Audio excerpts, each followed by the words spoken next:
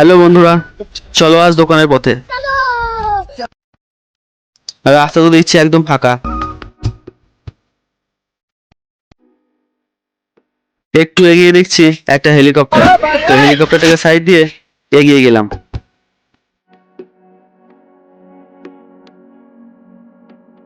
আর একটু এগিয়ে দেখছি আর একটা হেলিকপ্টার আমার দিকে ধেয়ে আসছে।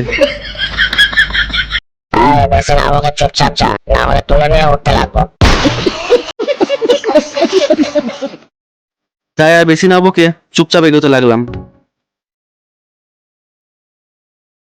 দোকানের সামনে এসে দেখি আমার আগে আরেকটা হেলিকপ্টার ল্যান্ড করলো। তাই আমি চুপচাপ চলে গেলাম হাত মুখটা ধুতে। হাত মুখ ধুয়ে দেখছি আরেকটা হেলিকপ্টার মাটিতে পদার্পণ করেছে। তাই আর বেশি না বকে তাকে সাইড দিয়ে চুপচাপ ঢুকে গেলাম দোকানে। দোকানে বসে বসে ভাবছি কি করব।